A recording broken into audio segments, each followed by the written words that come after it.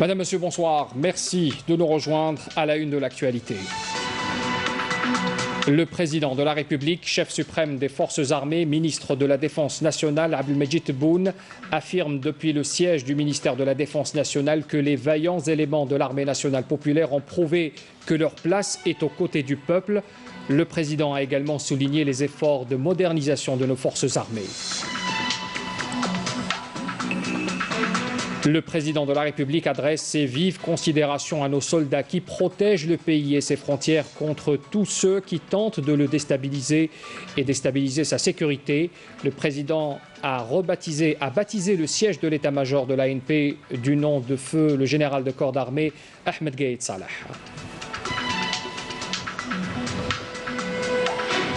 Le général-major Saïd Chengriha, chef d'état-major de l'armée de l'armée nationale populaire par intérim, a hautement salué le contenu de la mouture du projet de loi pour la révision de la Constitution.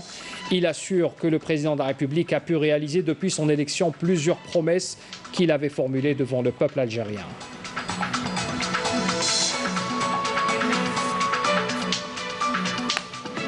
Le Conseil de la Nation a adopté ce mardi à l'unanimité le texte de loi de finances complémentaire LFC 2020 lors d'une séance plénière tenue ce mardi.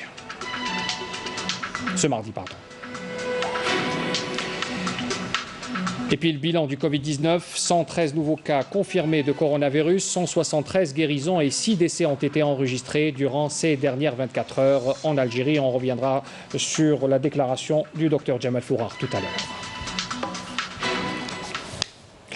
Voilà pour les titres de l'actualité. Bienvenue à tous. Comme je l'annonçais en titre, le président de la République, Abdelmajid Tebboune, chef suprême des forces armées, ministre de la Défense nationale, a entamé ce mardi une visite au siège du ministère de la Défense nationale.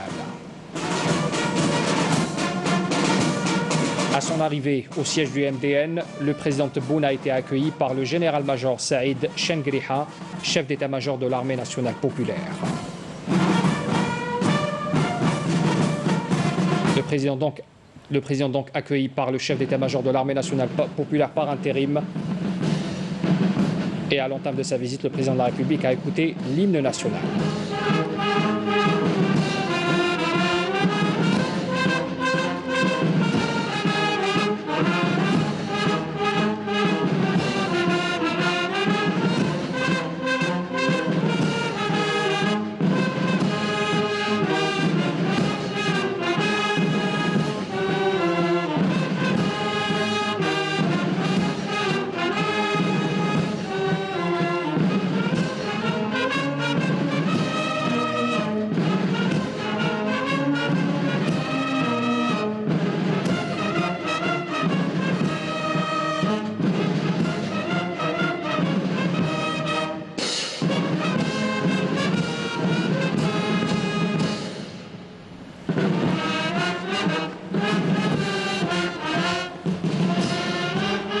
Après avoir écouté l'hymne national, le président de la République a passé en revue les différentes formations militaires qui lui ont présenté les honneurs militaires.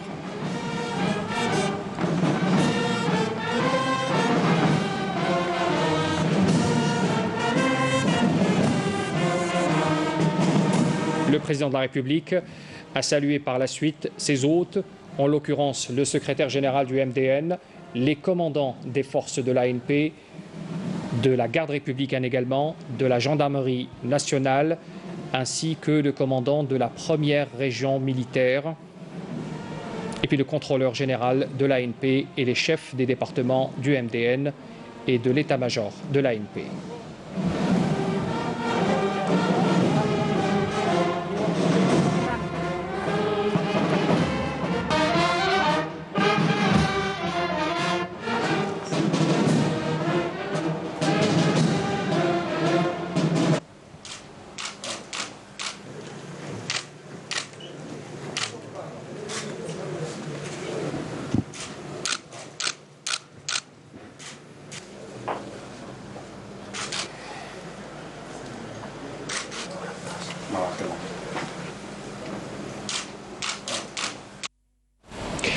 Le président de la République, Abdelmajid Tebboune, chef suprême des forces armées, ministre de la Défense nationale, a présidé ce mardi la cérémonie de baptisation du siège de l'état-major de l'armée nationale populaire, baptisé du nom du défunt Moudjahed, le général de corps d'armée Ahmed Gaïd Salah.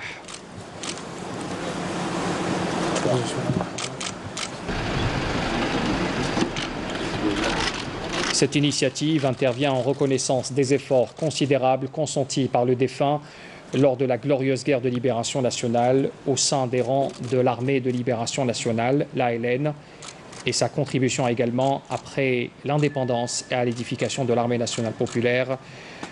Le président de la République avait donc lu Surat al-Fatiha en mémoire du défunt Ahmed Gaïd Salah, le général de corps d'armée.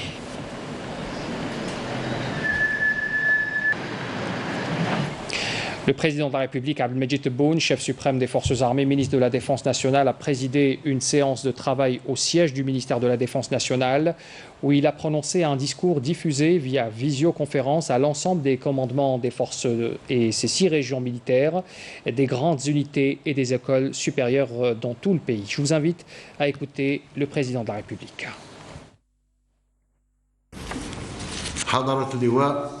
رئيس أركان الجيش الوطني الشعبي سيد فريق بن علي، حضرات الأمين العام لوزارة الدفاع الوطني، سادة قادة القوات،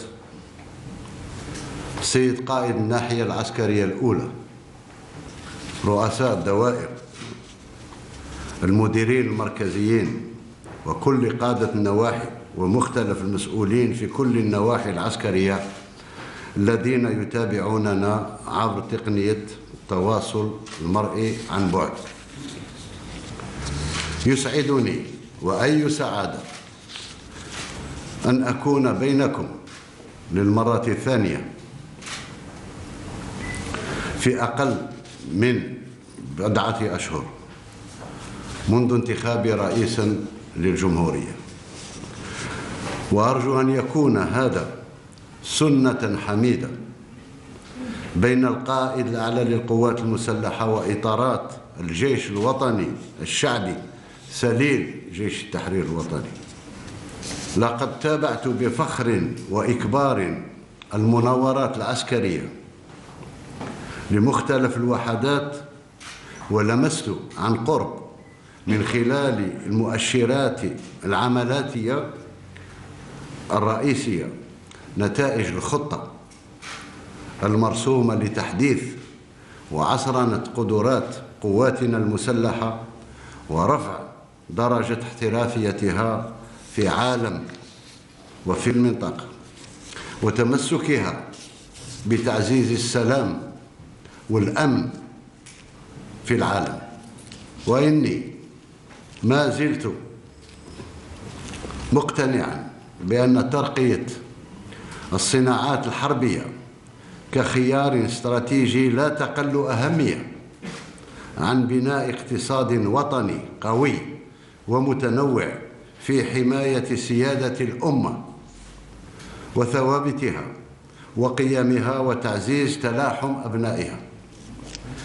لقد أثبتتم أيها البواسل أن مكانكم دائما هو إلى جانب الشعب. أثبتتم ذلك خاصة بالأمس القريب بوقوفكم مع الحراك المبارك لبناء جمهورية جديدة نحن بصدد وضع أسسها تحت راية بيان 1 نوفمبر، وتثبتونه اليوم بعيونكم الصاهرة على حدود البلاد وأمنها، وبالاستعداد لوضع كل الوسائل والإمكانيات لتلبية احتياجات قطاع الصحة العمومية عند الضرورة في معركة التصدي لمنع تفشي جائحة كورونا. فلا عجب أن يزعج هذا الموقف الوطني الثابت لسليل جيش التحرير الوطني أعداء الجزائر من الحاقدين والحاسدين والمتسترين بلوبيات ما زالت أسيرة ماضي ولا إلى غير رجعة، وهي معروفة في مهدها ومعروفة بامتداداتها، معروفة بأدواتها، ونحن لها بالمرصاد.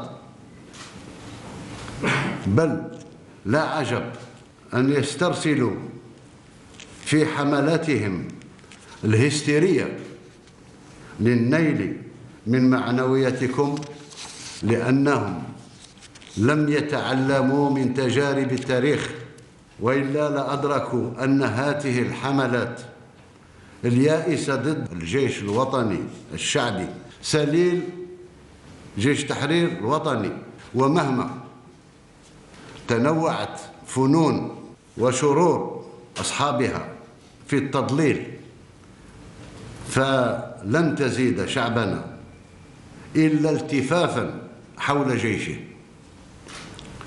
ولن تزيد جيشه إلا انصهارا في شعبه. ذلك هو المغزى العميق لعبارة جيش شعب خاوة خاوة التي رددتها حناجر الملايين في ربوع الوطن وعلى امتداد أسابيع وعلى مرأى ومسمع من العالم كله، وأفضت إلى إنقاذ البلاد من المصير المجهول الذي كان مسطرا لها، والقفز بها إلى عهد الأمل واستعادة الثقة بالنفس. وقبل الختام أتوجه بصفة خاصة بالتحية والتقدير إلى الأشاوس المرابطون على الحدود في مواجهة التنظيمات الإرهابية وفي الهضاب والجبال للتصدي لكل من تسول له نفسه العبث بالاستقرار، استقرار الوطن. وكلهم يحملون أرواحهم على أكفهم من أجل أن يكونوا فعلا بأخلاقهم العسكرية المثالية وعزيمتهم الفولاذية خير خلف لخير سلف. عاشت الجزائر حرة سيدة أبية. المجد والخلود لشهدائنا الأبرار، والسلام عليكم ورحمة الله تعالى وبركاته.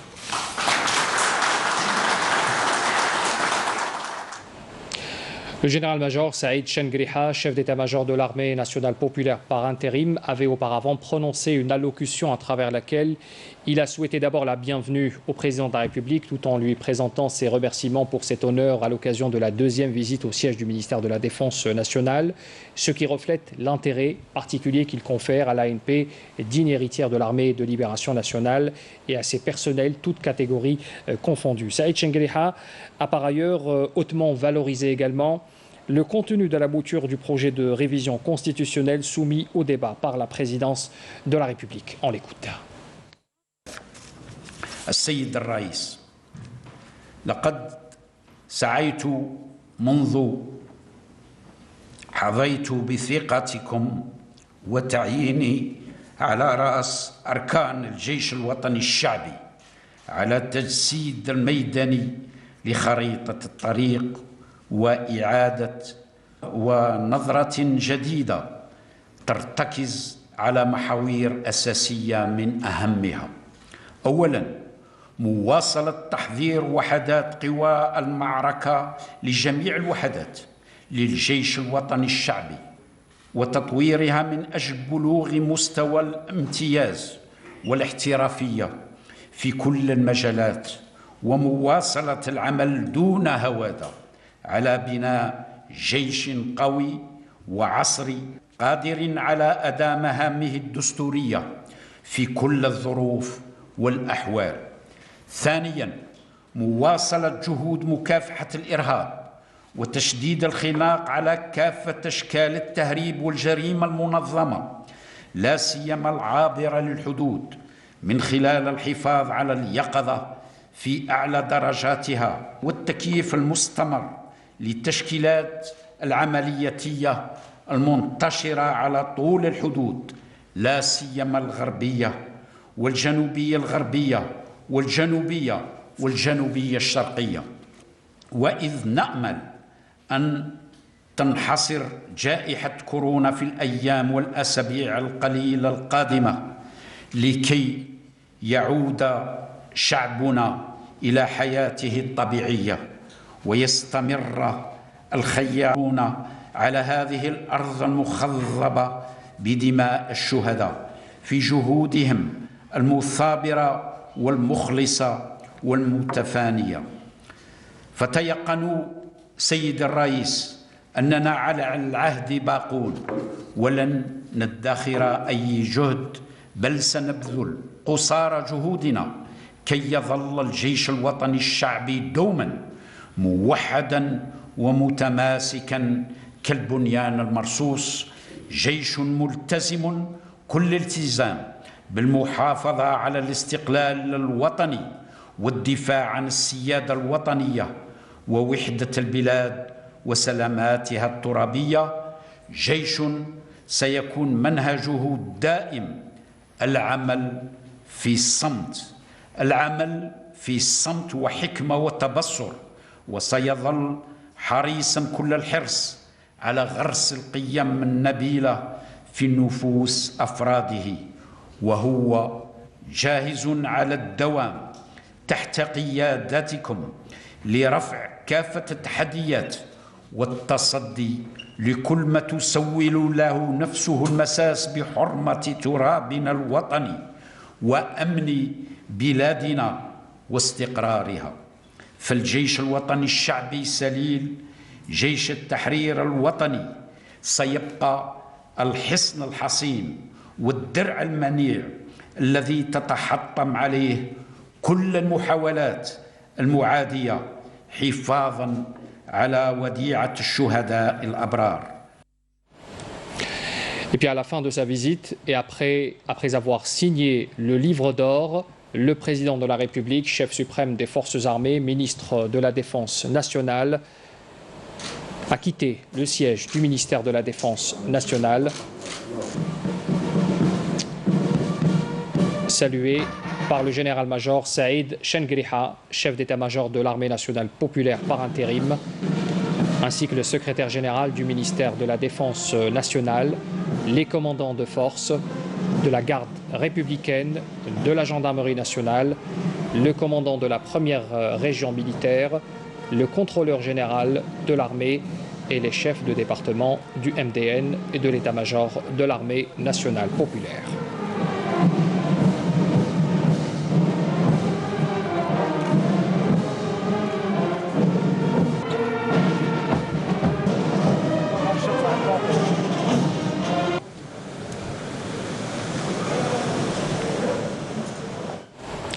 Dans l'actualité également de ce mardi, le Conseil de la Nation a adopté ce mardi donc à l'unanimité le texte de loi de finances complémentaires, la LFC 2020, lors d'une séance plénière présidée par le président du Conseil par intérim, Salah Goudjil, en présence du ministre des Finances, Abdelrahman Raouia, et des membres du gouvernement. Nous poursuivons nos sujets éclairage sur le contenu de la mouture du projet de loi de révision de la Constitution et puis on s'intéresse ce soir à la composition du Conseil supérieur de la magistrature et ses missions. Le récit est signé Amel Messaïta. Dans son 4e chapitre consacré à la justice, la mouture de l'avant-projet de révision de la Constitution consacre des articles à l'indépendance de la justice basés sur la légitimité, la légalité, la protection de la société, les libertés et les droits fondamentaux. Même si l'article 175 stipule que les jugements et les ordonnances judiciaires se font en audience publique, l'article qui suit permet la possibilité de l'implication d'un juriste selon des critères dictés par la loi. L'article 178 contient, lui, la constitutionnalisation de l'interdiction du transfert du juge du siège ou son jugement qui ne se feront que dans l'existence de garanties judiciaires ou par décision du Conseil supérieur de la magistrature. Il s'agit d'un nouveau principe constitutionnel et très important. Pourquoi? Parce qu'il donne des garanties aux juges du siège, ce qui les libère des pressions et des menaces. Cependant, la deuxième partie de l'article 178 parle des juges de manière générale, outre les juges du siège. Ce dernier stipule l'interdiction de leur transfert, de leur isolement et de leur jugement qui ne doit se faire que dans un cadre de la loi et par le Conseil supérieur de la magistrature, puisqu'il revient à ce Conseil supérieur le suivi de leur carrière et de l'aspect disciplinaire de ces juges. La mouture de l'avant-projet de révision de la Constitution consacre la constitutionnalisation de l'indépendance administrative et financière du Conseil supérieur de la magistrature. Elle prévoit aussi sa composante qui se fait à travers le vote ou la désignation. Certains demandent les raisons de la désignation des 2 membres de l'Assemblée nationale populaire et des 2 autres du Conseil de la Nation. Pourquoi ces membres ne sont pas soumis au vote de leurs institutions respectives? Pourquoi ils sont choisis par le président de l'APN et par le président du Conseil de la Nation? Enfin, tous ces articles sont soumis au débat et à l'enrichissement. Réunion du comité scientifique de suivi de l'évolution de la pandémie du coronavirus pour annoncer les derniers chiffres concernant le bilan du Covid-19 en Algérie. Je vous invite à écouter la déclaration du docteur Jamel Fourar. Aujourd'hui, le lundi 2 juin 2020, nous allons vous présenter la situation épidémiologique du Covid-19 en Algérie. Pour les principaux indicateurs, au cours des 24 dernières heures, nous avons enregistré 113 nouveaux cas, 173 patients guéris, 27 patients en soins intensifs et 6 décès. Concernant les cas confirmés, avec 113 nouveaux cas enregistrés au cours des 24 dernières heures, le total cumulé est de 9626 cas, soit une incidence de 22 cas pour 100 000 habitants. Et nous voyons que nous avons 29 wilayas qui sont en dessous de l'incidence nationale et 19 wilayas au-dessus de l'incidence nationale. Il faut noter que 17 wilayas n'ont pas enregistré de cas au cours des 24 dernières heures. Concernant les décès, nous avons enregistré malheureusement 6 nouveaux décès.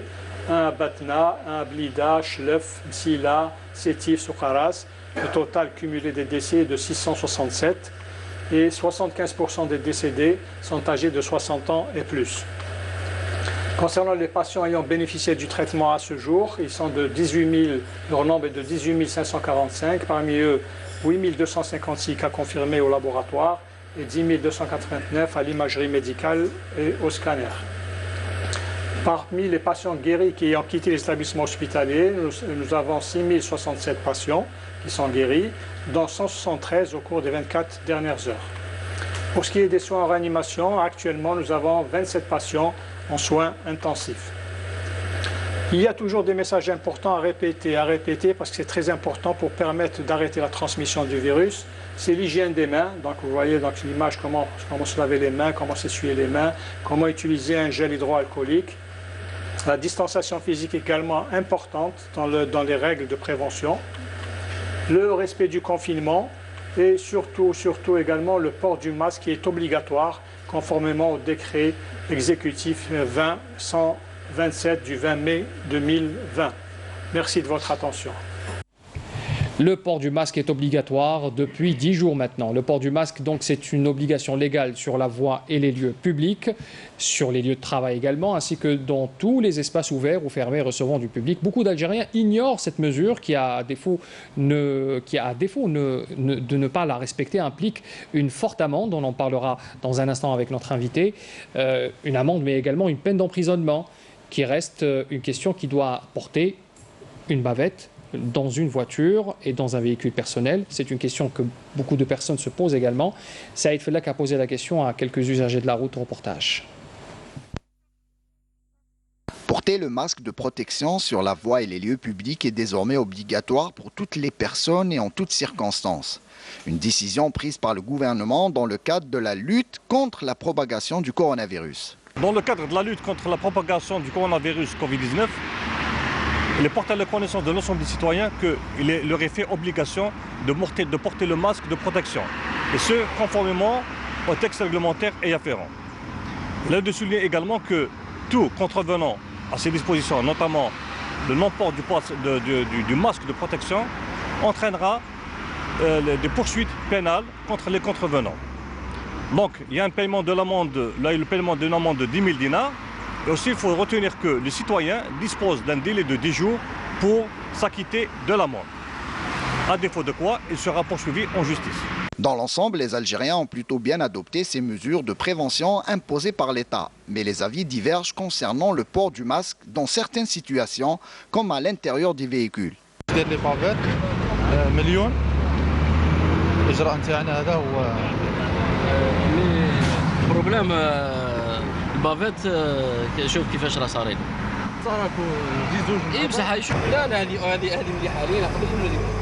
Le port de la bavette est une bonne chose pour nous, pas uniquement pour éviter de payer l'amende, c'est un moyen de prévention. Moi, d'après ce que j'ai entendu, quand on est seul dans la voiture, on n'est pas obligé de porter le masque, sauf si on est accompagné. Quand je porte la bavette et avec la respiration, la buée qui arrive sur mes lunettes gêne ma vue. Bon, la bavette est obligatoire. La bavette est obligatoire et ceux qui ne la porteront pas risquent une amende et surtout de se faire contaminer.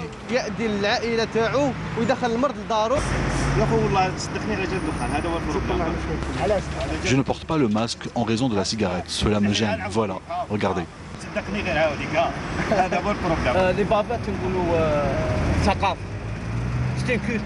Porter la bavette est un acte de civisme, comme cela se fait ailleurs dans le monde. On doit se familiariser avec, comme on l'a fait pour la ceinture de sécurité. Le non-respect du décret est considéré comme une infraction. La mise en péril de la vie et de l'intégrité physique d'autrui constitue un délit entraînant des peines d'emprisonnement et des amendes financières.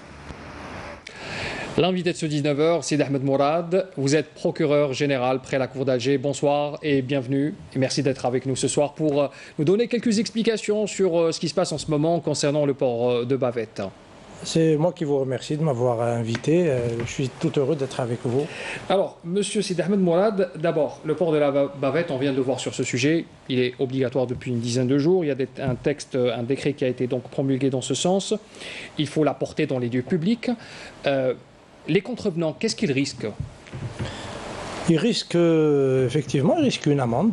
Donc il y a le texte de loi qui, bon, il y a le décret, le dernier décret qui modifie le décret du 24 mars, qui vient rajouter cette obligation aux mesures de confinement et les mesures qui doivent accompagner les mesures de confinement, c'est le port du masque et de la bavette. Donc effectivement, c'est une obligation, mais qui est pénalisée par un texte.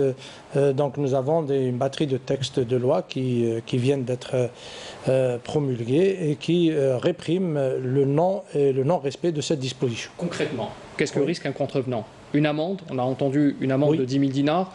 En cas de récidive, qu'est-ce qu'il risque encore? En cas de récidive, ça pourrait être même la prison. En cas de récidive, donc en général, la plus simple réponse pénale, c'est l'amende qui est de l'ordre de 10 000 dinars. Donc si le contrevenant arrive à s'acquérir de cette amende et la paye dans les délais, je pense qu'il n'y a pas de souci. Mais s'il persévère dans son acte qui est, entre guillemets, un acte antisocial, donc s'il persévère dans son acte antisocial, ça pourrait être encore un peu plus grave. Donc il y a des mesures qui pourraient peut-être même le faire comparaître devant une audience. Il y a d'abord l'étape de doubler l'amende, elle passe à 20 000 dinars au bout de 10 jours, ou c'est... Donc je vais vous résumer tout de suite. Donc c'est carrément une amende de 10 000 dinars que l'officier de police judiciaire dresse son procès verbal, vous donne le document et vous avez 10 jours pour payer ça. Donc si vous ne payez pas dans les 10 jours, automatiquement le PV est adressé à l'autorité judiciaire et qui est le procureur de la République. Il est audiencé au niveau des audiences contraventionnelles. Absolument. Il y a une comparution, effectivement. Et à partir de là, il risque de se voir infliger une amende qui est le double de l'amende de 10 000 dinars, qui serait de 20 000 dinars. Et il se pourrait même qu'il y ait le risque de se voir emprisonné pour 3 jours. 3 jours. C'est les cas les plus simplifiés. Maintenant, si on va vers les délits qui seraient encore un peu plus graves, qui tomberaient sous le coup du nouveau texte. On en parlera dans un instant, Monsieur Sidi Ahmed Mourad. Je voudrais juste revenir sur cette question qui a été soulevée dans ce reportage concernant le port de la bavette dans la voiture. Il y a une interprétation sur ce texte précisément où c'est à l'appréciation de l'agent de la force publique qui est sur place et qui doit donc statuer sur chaque cas, au cas par cas justement. Écoutez, l'article qui est là devant nous, il est très précis. Il dit que si vous êtes sur la voie publique, si vous êtes en compagnie et en face d'un public et dans une administration, vous êtes obligé de le porter. Donc la voie publique, qu'est-ce qu'on appellerait une voie publique? C'est être en voiture dans la voie publique, c'est la voie publique, ou à pied. Donc il n'y a pas de distinguo. Maintenant, il se pourrait on va peut-être un peu faire un peu de gymnastique intellectuelle. Une personne qui est toute seule dans sa voiture, qui n'a pas mis la bavette, ça pourrait passer. Peut-être ça pourrait passer, ça pourrait même faire l'objet de l'interprétation même du magistrat qui est en face d'une procédure de cette nature. Mais nous sommes sur la voie publique. En étant en voiture tout seul, ne pas porter la bavette, le texte dit nous sommes dans l'obligation de porter cette bavette en étant sur la voie publique. Il n'y a pas d'interprétation autre que... Donc il s'agit juste de statuer sur la mise en danger d'autrui concernant quand on est dans une voiture, quand on a des personnes avec nous. Là, le coup de la loi, la mesure s'applique de manière sévère que lorsqu'on est tout seul. C'est ce qu'on essaie de comprendre un peu avec l'interprétation de ce texte. Écoutez, moi je pense que la mesure devrait s'appliquer de la manière la plus simple. Vous sortez de chez vous, vous mettez une bavette. Que vous soyez en voiture ou que vous soyez à pied, vous mettez la bavette. Nous nous apprêtons peut-être à des mesures de déconfinement. Nous sommes dans l'obligation de porter des bavettes. Maintenant, pour ce qui est d'atteinte à l'intégrité ou l'atteinte à la vie d'autrui, effectivement, nous avons des articles encore plus sévères. Si vous êtes porteur du Covid et que vous êtes dans l'obligation de répondre à certaines mesures et certaines obligations et que vous ne le faites pas, là, si vous portez atteinte à la vie d'autrui, c'est encore plus grave. Donc c'est l'article 290 bis et c'est une peine de prison qui peut aller jusqu'à 2 ans d'emprisonnement. Jusqu'à 2 ans d'emprisonnement. Absolument, et peut-être plus grave encore. Et c'est important de le souligner. Vous avez parlé également des personnes donc, qui sont soumises, les personnes qui sont rapatriées justement à partir de l'étranger, qui sont soumises à cette quatorzaine et qui doivent absolument respecter cette mesure de confinement.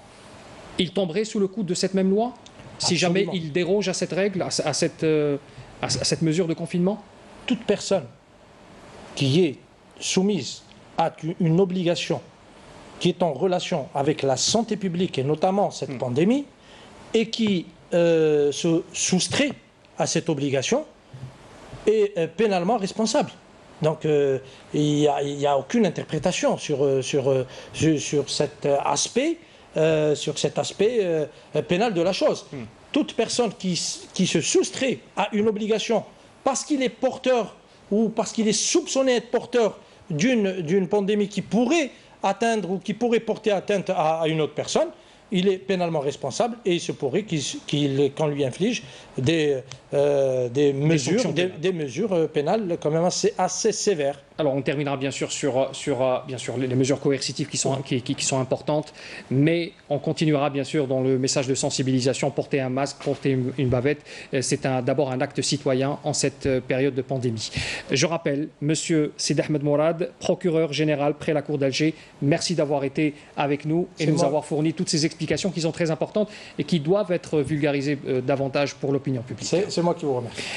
Alors, on continue dans ce journal. Depuis le début de la crise sanitaire, de nouvelles habitudes se sont accommodées à notre quotidien, à savoir le port du masque, on vient d'en parler. Ce nouvel accessoire biodégradable se voit malheureusement jeté par terre, sans précaution et partout dans nos rues. La question qui revient est de quelle façon doit-on jeter ces objets de protection après usure? Pour répondre à ces questions, notre équipe s'est dirigée à l'Agence nationale des déchets avec ce reportage signé Sarah Derbal. Masques de protection, gants ou mouchoirs en papier, ces textiles sanitaires peuvent s'avérer un risque majeur sur la santé publique. Ce nouveau type de déchets, tels que les bavettes ou le consommable médical, ne doivent pas être jetés sur la voie publique, car il représente un véritable danger pour notre santé et pour notre environnement. Pour ce faire, l'Agence nationale des déchets a mis en place un processus de sensibilisation. C'est clair qu'il va falloir improviser ou mettre en place des procédures qui peuvent être adoptées rapidement par la population. Après avoir utilisé ces pavettes ou ces outils de protection individuelle, de les mettre dans des sacs à part pendant 24 heures dans un endroit bien confiné à la maison. Et passer ces 24 heures, on peut aisément les mettre dans les déchets ménagers. Je travaille à l'hôpital, donc automatiquement je vais la jeter dans la poubelle.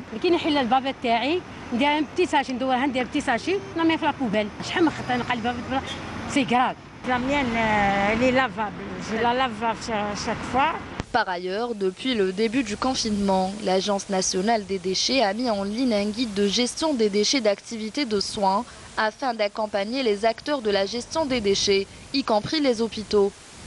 Qui va permettre à tous les acteurs qui travaillent dans le domaine de la gestion des déchets d'être au fait par rapport à la gestion des déchets et de l'activité de soins au quotidien, sur les aspects réglementaires,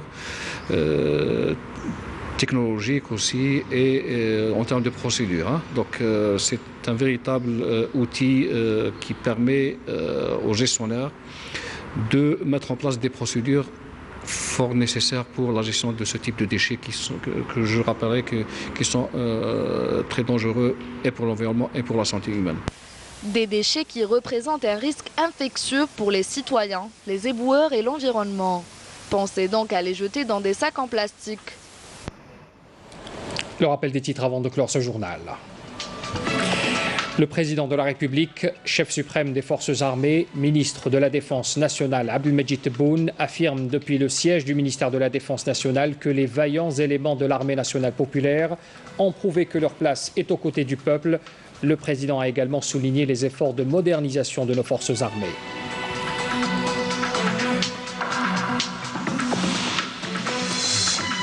Le président de la République adresse ses vives considérations à nos soldats qui protègent le pays et ses frontières contre tous ceux qui tentent de le déstabiliser et déstabiliser sa sécurité. Le président a baptisé le siège de l'état-major de l'ANP du nom de feu le général de corps d'armée Ahmed Gaïd Salah.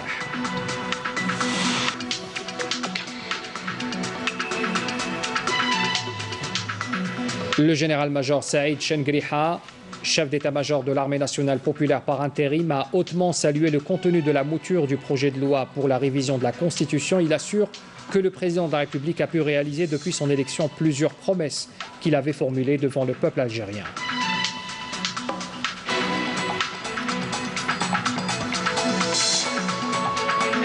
Le Conseil de la Nation a adopté ce mardi à l'unanimité le texte de loi de finances complémentaire lors d'une séance plénière tenue ce matin.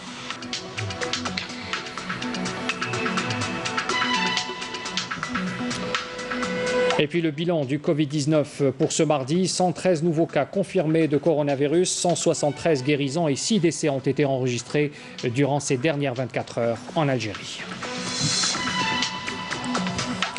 C'est la fin de ce journal, merci de l'avoir suivi. Les adresses pour les replays et l'info en continu s'affichent en bas de votre écran. Très bonne soirée à tous.